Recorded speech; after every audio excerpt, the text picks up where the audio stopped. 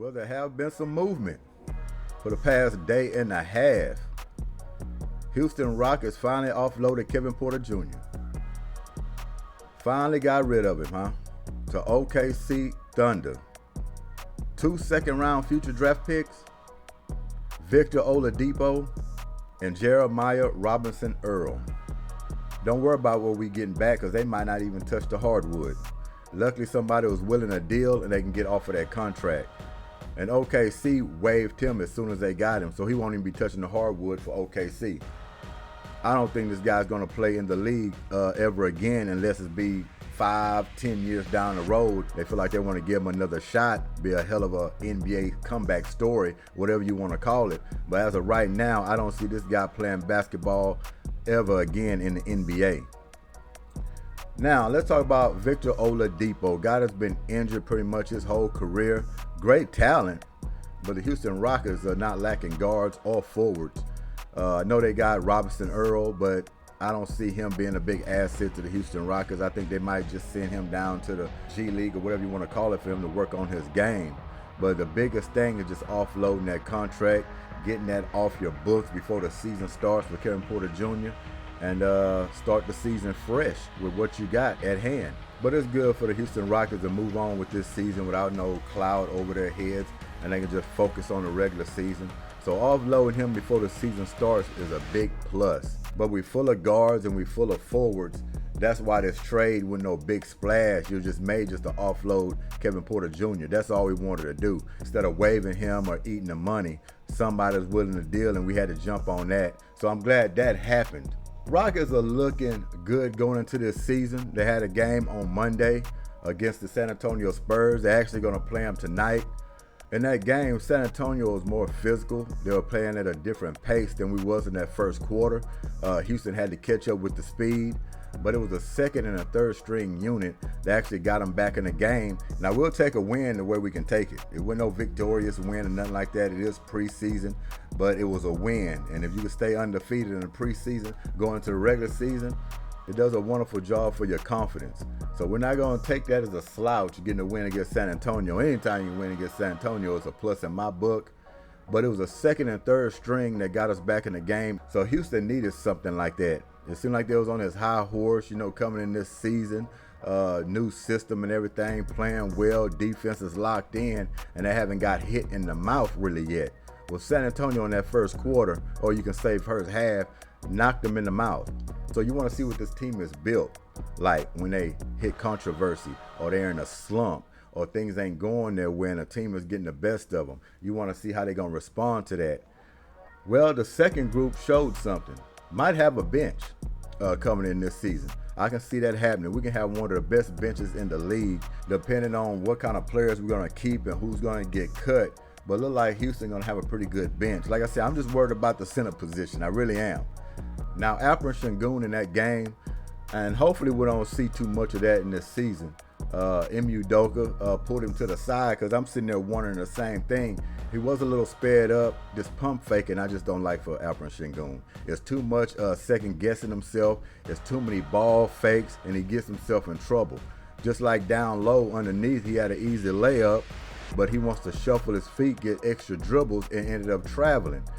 So this guy just needs to get in his head. He just needs to shoot the ball. Quit worrying about the defenders and who's around him. I think he can make easy layups. He's making it too tough on himself with all the pump faking, even on threes, down low. Everything is him second guessing himself, and he shouldn't be doing it. He's too good to be worried about who's around him. Sometimes just go up for the shot. Go up for the shot because you're turning the ball over. And another thing, quit whining on all these calls. Every time he goes up, he feel like he's been hit. He's whining. He's throwing his hand in the air. Who that remind you of? James Harden in my book. Quit whining and get back on defense and play the game. Don't be a crybaby because it's not a good look in the league or in the game if you sitting up there with a sour look on your face, throwing your hands up.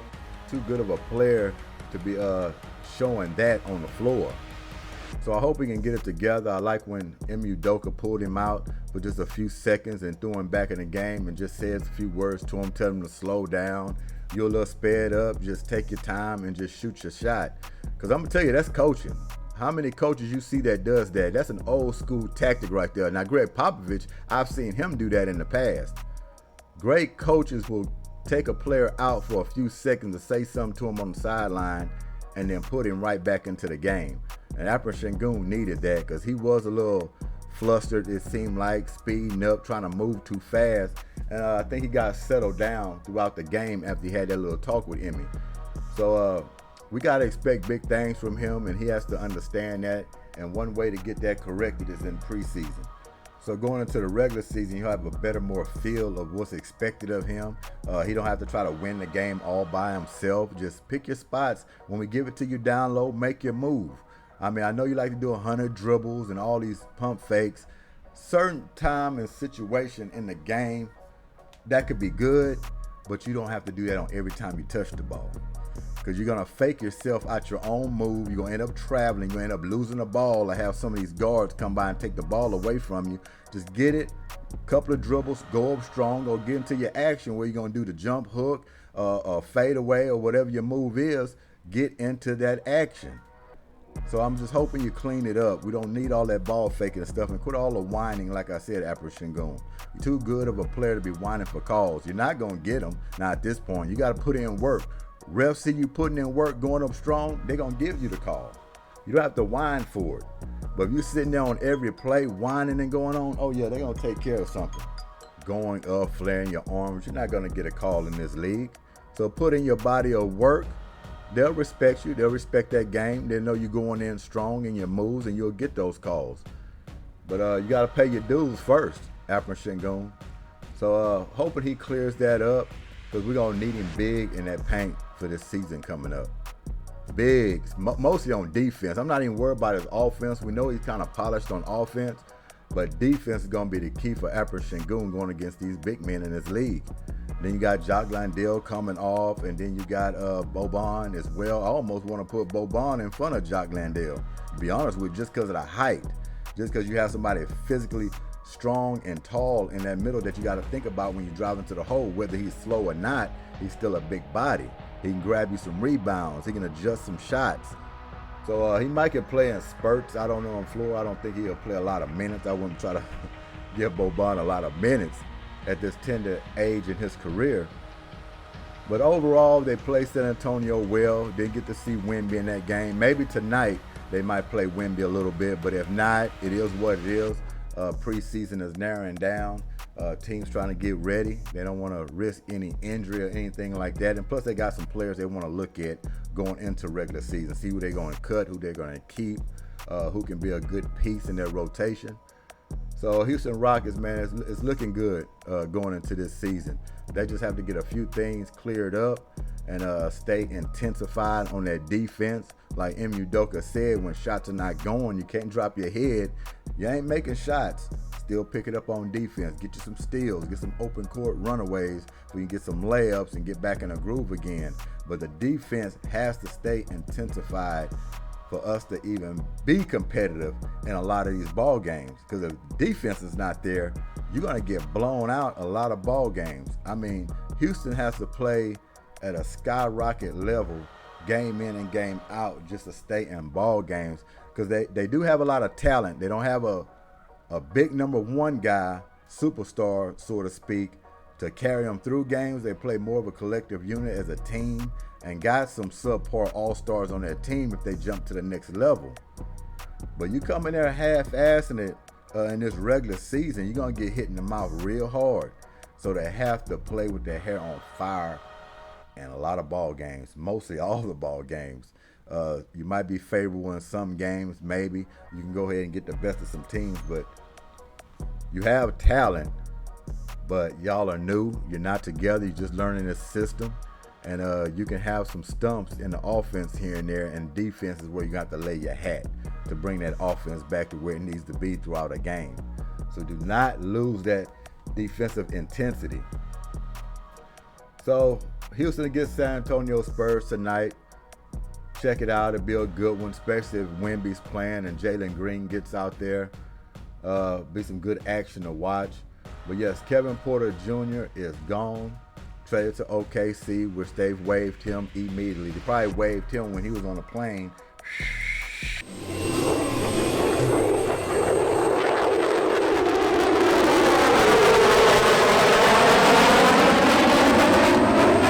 sent it to him DocuSign on the plane to sign that waiver. But I don't see him playing in the league, like I say. But don't wish nothing bad on him. Just wish him the best. Get counseling that he needs. And if an opportunity come down the road, I mean, I doubt it. I wouldn't really take too much of a chance on him because he's had a lot of chances. He really have. And this situation is just unfortunate to be that young and wasting that NBA talent. It just doesn't make sense to me. But let's get into this article with Kevin Porter Jr. The Houston Rockets have traded guard Kevin Porter Jr. and 2 future second-round picks to the Oklahoma City Thunder. The team announced on Tuesday night the Thunder will be immediately waiving Porter, sources told ESPN on Tuesday. The Rockets are getting Victor Oladipo and Jeremiah Robinson-Earl in the deal that will send a 2027 second-round pick via the Minnesota Timberwolves and a 2028 second-round pick via the Milwaukee Bucks to the Thunder, sources told ESPN. Essentially, the deal allows the Thunder to gather up draft assets and requires them to pay the $16.9 million of guaranteed salary left on Porter's new 4-year contract and saves the Rockets $5.5 million in salary. Porter's future in the NBA is in significant question after he was arrested for an alleged attack on girlfriend Kirsey Gondrezic, a former WNBA player, at the Millennium Hilton near the United Nations on September 11th in New York. So it's good that Houston was able to get off of it. They can move forward, like I said, get into the season without that cloud over their heads. Front office, they need to identify things like this. I mean, they gave Kevin Porter Jr., I mean, he had this over his head before the Rockets picked him up, and they took a chance on him. They took a big chance on him. And that's why I think Stone, he's on the hot seat. Everybody's been talking about it, and he should be on the hot seat. This year, they have to beat the win total. I don't think they have a problem with that, beating 22 wins from last season. That shouldn't be a problem at all. But like I say, battling for a play-in spot, I say that's success for this season. Of course, we want to move further, but if Stone want to save his job, so to speak, don't make any more bad deals. And not only that, knock on a door to a play-in. I think that can save your job and moving forward. Because after you battle for a play-in, then the next season, get into the playoffs.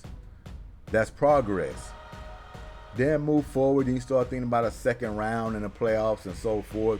That can keep you your job. Because there's a lot of talent on this ball club, like I said before. You need to tweak it a little bit. We got to find a big man, whether it's going to be this season or next season. But we need somebody that's stout, that's going to be able to handle that paint. But guys running in there and banging against these superstar players in the league that are big men. Because that's a weak spot. But for us guards and forwards, we got that full. This team is well talented in that area, and now you have the coaching staff. So Houston Rockets, man, great things are coming up. I feel it. We just can't make these little blunt head moves anymore that's been in the past, getting washed up players and things like that, or trying to sell the goat to get the cow. So you can't make any more deals like that. You got to go through the process with these young players because you got a talented group. You really do. So Houston Rockets tonight against San Antonio. Tune in. Especially if Wemby's playing, Jalen Green. That rivalry is going to be reborn in the regular season. It's going to be exciting to watch them battle because it's going to be some high intense games with these two teams. Very high intense. So tune in to that. So, Philadelphia Eagles done picked up Julio Jones. Julio Jones. My situation on that, we already know Julio Jones is pretty much over the hill. Up in age now. He's not the Julio Jones that you got from the Atlanta Falcons. That's okay. We're not asking him to do too much. I like this pickup because it gives you another guy to worry about on that receiving core. Now, he can be the 2 or the 3, but we got 3 very good wide receivers, and you have to account for him, especially in the red zone area. We don't need him taking 65 snaps. We just need to put him in on certain situations, make sure he lasts throughout the playoffs and going for the Super Bowl run. But in the red zone, Julio Jones is as stout as they come, along with A.J. Brown. You got these 2 big wide receivers You got Devontae running around doing the intermediate stuff, and then you can go for deep with him as well with his speed. I like the pickup. Not asking too much from Julio Jones. Come in as a veteran in case somebody get dinged up. Let's say A.J. Brown had to miss a game or two, or Devontae. You got Julio Jones go out there and try to hold the fort down. He's a sure-handed wide receiver. We're not having him breaking out for an 80-yard touchdown. We don't expect him to get 10 catches or anything like that. He's more going to be a possession receiver, sure-handed, can get that 7 yards, can get a first down, and in the red zone, you might can throw up a little jump ball for him or get him on a quick slant. He's going to make that catch for you. So big pickup by the Eagles. That Howie Roseman, man, he knows how to get these great players for the Eagles for that Super Bowl run. So I like every bit of that. 34 years old, but he's sure-handed, and he's there to help the Eagles. He ain't there to carry them. He's just a piece in place that just adds another element to that offense. So I love the pickup. Let's get a little bit into this article with him. Wide receiver Julio Jones, a 7-time Pro Bowl selection, signed a 1-year contract with the Philadelphia Eagles on Tuesday. Jones, 34, will be reunited with former Tennessee Titans teammate A.J. Brown, who pushed for Tennessee to trade for him in 2021. The Eagles recently placed wide receiver Quez Watkins on injured reserve with hamstring injury and worked out receivers Marquez Callaway and Desmond Patman on Monday. In the end, they turned to Jones, who will be on his 4th team in 4 years. Jones' 13,629 career receiving yards are the most of any active player in the NFL. So we know about Julio Jones. We know his makeup when he was taking off the roof with those deep, big pass plays with Matty Ice with the Falcons, winning a lot of ball games. So like I said, I like to pick up. He's an old school veteran now. So you got to take it easy with him. Like I say, you don't need him on every snap. Just in certain situations, put him in the ball game. But the pickup is huge going down a stretch in the regular season and going into the playoffs. So shouts out to Julio Jones, still keeping it going. Nice with one of his teammates of old and A.J. Brown, and they ought to work good. Ought to have some good chemistry with that wide receiver group over there in Philadelphia. So it is Weary Wednesday in the middle of the week. So hope y'all getting it done. Weekend's almost here. And sports is going on. So stay tuned in and see what else is going to happen. I mean, the deadline for trades in the NFL is the 31st. So there's going to be some moves going to be going around. The Texans, they look like they might be trying to get another wide receiver. We're going to see. I know Sutton was out there. They even thought about Judy from the Broncos. They got a dumpster fire over there. They're having a wholesale. So they're trying to get some guys out of there and try to start a new regime right in the middle of the season. If that could help any. Nobody expected the Broncos to be this terrible. So hopefully down at the end, they might can turn around, get a few wins going into next season. But hey, Sean Payton, I think they're going to have a short string with you. They might get you next year, but next year, if it looks like this dumpster fire, oh yeah, you're going to get trashed. No doubt about it. And I like Sean Payton. But if you talked all that mess, and if you can't turn it around next season, depending on how this season turns out in the end, you deserve to go. You deserve to go. And Russell Wilson, I don't know, man. Has your time passed? You're not looking good out there at all. I mean, I've been watching these games with you, and it just seems like, yeah, I understand the offensive line. You're not getting as much time, but come on, man. On some of these, you are getting time. And those balls are not coming out the right way. Pause. Oh, that's not good. So hopefully you get it together. Because I am a fan of the game that you play in. That's about it. All that off the field stuff, that's another story. But your game on the field, I'm a fan of it. But man, you're starting to slump. I don't know what it is, but you're not that old to where your game just falls off the map. So get back in the lab and figure out what's going wrong. Try to get this team headed in the right direction. Because if not, you and Peyton are going on a package deal out of Denver. So that's going to be it for this Weary Wednesday. Y'all enjoy yourselves. And the Week 7 picks, I got to do that. Either that will be today or tomorrow. We'll take care of the Week 7 picks.